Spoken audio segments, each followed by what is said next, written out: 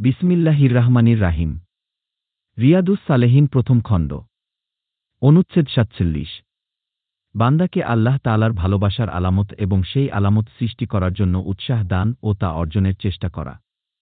মহান আল্লাহ তাআলা বলেন, তুমি বলে দাও, যদি তোমরা আল্লাহকে ভালোবাসো তবে আমাকে অনুসরণ করো, আল্লাহ তোমাদেরকে ভালোবাসবেন এবং তোমাদের গুনাহগুলো মাফ করবেন। আল্লাহ মহাক্ষমাশীল ও করুণাময়। সূরা আলে ইমরান ৩:১। হে ঈমানদারগণ! তোমাদের মধ্যে যে ব্যক্তি নিজের দিন ত্যাগ করে, তার জেনে রাখা উচিত, অতি সত্বর আল্লাহ এমন এক কওম সৃষ্টি করবেন, যাদেরকে তিনি ভালোবাসবেন এবং তারাও তাকে ভালোবাসবে। তারা ঈমানদারদের প্রতি অত্যন্ত সদয় এবং কাফিরদের প্রতি অত্যন্ত কঠোর হবে। তারা আল্লাহর পথে জিহাদ করবে এবং কোনো নিন্দুকের নিন্দার পরোয়া করবে না। এটা আল্লাহর অনুগ্রহ, তিনি যাকে ইচ্ছা তা দান করেন। আল্লাহ প্রাচুর্যময় ও মহাজ্ঞানী। সূরা আল মাইদা ৫:৪। হাদিস নম্বর ৩৮৬। আবু হুরায়রা রাদিয়াল্লাহ থেকে বর্ণিত, তিনি বলেন, রাসূলুল্লাহ সাল্লাল্লাহু আলাইহি ওয়াসাল্লাম বলেছেন, নিশ্চয়ই মহান আল্লাহ বলেন, যে ব্যক্তি আমার বন্ধুর সাথে দুশমনি রাখে, আমি তার বিরুদ্ধে যুদ্ধ ঘোষণা করি। আমি আমার বান্দার উপর যা ফরজ করেছি, এর চাইতে বেশি প্রিয় কোনো কিছু নিয়ে সে আমার নিকটবর্তী হয় না। আমার বান্দা সবসময় নফলের মাধ্যমে আমার নিকটবর্তী হতে থাকে, অবশেষে আমি তাকে ভালোবেসে ফেলি।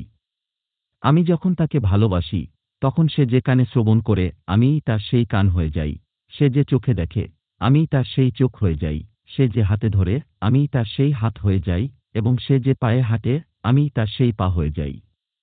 সে যখন আমার কাছে কিছু চায়, তাকে আমি তা দান করি, এবং সে যদি আমার কাছে আশ্রয় প্রার্থনা করে, আমি তাকে আশ্রয় দান করি। এর অর্থ, আমি তাকে জানিয়ে দিই বা ঘোষণা করি যে আমি তার বিরুদ্ধে যুদ্ধ করব। অর্থ, সে আমার কাছে আশ্রয় চায়। ইমাম বুখারী এ হাদিস বর্ণনা করেছেন। হাদিস নম্বর ৩৮৮।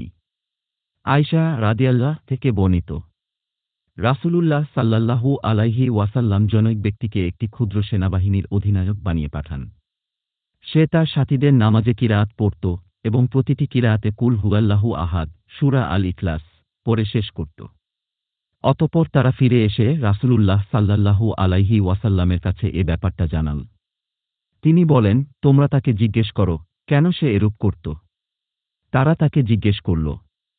সে বলল, এ সূরাতে আল্লাহ গুণগান ও মহিমা বর্ণনা করা হয়েছে, তাই আমি তা পড়তে ভালোবাসি। রাসূলুল্লাহ সাল্লাল্লাহু আলাইহি ওয়াসাল্লাম বলেন, তাকে জানিয়ে দাও, নিঃসন্দেহে আল্লাহ তাকে ভালোবাসেন। ইমাম বুখারী ও ইমাম মুসলিম হাদিসটি বর্ণনা করেছেন।